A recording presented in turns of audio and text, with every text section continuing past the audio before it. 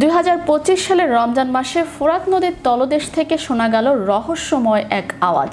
এমনকি এটি রেকর্ডও করা হয়েছে। তাহলে কি প্রিয় নবীর করা ভবিষ্যৎবাণী খুব কাছাকাছি চলে আসছে? এই অদ্ভুত আওয়াজটি শুনুন। এই শব্দ ফোরাত নদীর আশপাশের মানুষদের অনেক ভয় পাইয়ে দিয়েছে। এখানে বসবাসরত লোকদের মতে এই শব্দ নদীর নয়, বরং নদীর নিচ থেকে আসছে। ফোরাত নদী একটি তাৎপর্যপূর্ণ ঐতিহাসিক নদী। এর সঙ্গে জড়িয়ে আছে বহু ইতিহাস ও ঐতিহ্য। হাদিসে কিয়ামতের আগে সংগঠিত বিভিন্ন বড় ও ছোট আলামতের কথা উল্লেখ করা হয়েছে।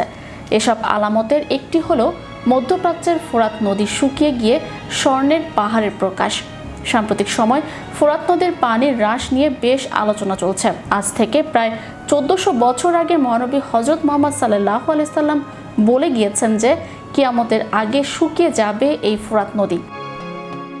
ফোরাত নদী বা ইউফ্রেটিয়াস রিভার 2800 কিলোমিটার লম্বা। এই নদীটি তুর্কি, সিরিয়া ও ইরাকের উপর দিয়ে বয়ে গেছে। শতাব্দীর পর শতাব্দী ধরে প্রবাহিত হওয়া এই নদী একসময় প্রাচীন মেসোপটেমিয়ান সভ্যতাকে শিকড়কে লালন করেছিল।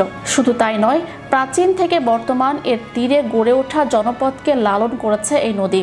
তবে জলবায়ু পরিবর্তন আর মানুষের সৃষ্টি করা দূষণের কারণে ধীরে ধীরে শুকিয়ে আসছে এই ফোরাত নদী।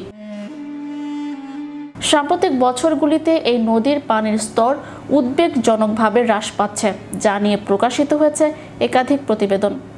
এসব প্রতিবেদনে বলা হচ্ছে, শুকিয়ে যাওয়া ফোরাত নদী সিরিয়া এবং ইরাকের কৃষিকে প্রভাবিত করেছে ব্যাপকভাবে। বৃষ্টিপাত কমে যাওয়া, বাঁধ নির্মাণ এবং দুর্বল ব্যবস্থাপনাকেই দায়ী করছেন বিশেষজ্ঞরা। অর্থাৎ স্পষ্টই বোঝা যাচ্ছে মহানবী হযরত মুহাম্মদ সাল্লাল্লাহু আলাইহি সাল্লাম এর করা সেই ভবিষ্যৎবাণী সত্য হতে শুরু করেছে। ফোরাত নদীর কিছু বছর আগের আর বর্তমানের ছবিগুলো পাশাপাশি রাখলেই বোঝা যাবে কতটা দ্রুত শুকিয়ে যাচ্ছে এই নদী। শুধু কি জলবায়ু পরিবর্তন বা বাঁধ নির্মাণই ফোরাত নদী শুকিয়ে যাওয়ার কারণ? আবু হুরায়রা রাদিয়াল্লাহু আনহু থেকে বর্ণিত, রাসূলুল্লাহ সাল্লাল্লাহু আলাইহি ওয়াসাল্লাম বলেছেন, ততক্ষণ পর্যন্ত কিয়ামত সংঘটিত হবে না যতক্ষণ না ফোরাত নদী শুকিয়ে যায় এবং তার মাঝ থেকে একটি স্বর্ণের পাহাড় উন্মোচন হয়। মানুষ এই স্বর্ণের জন্য যুদ্ধ করবে এবং প্রতি 100 জনের মাঝে 99 জনই মারা যাবে এবং তারা প্রত্যেকেই ভাববে, হয়তো আমি সেই বেঁচে যাওয়া একজন হব। Channel 52 news desk.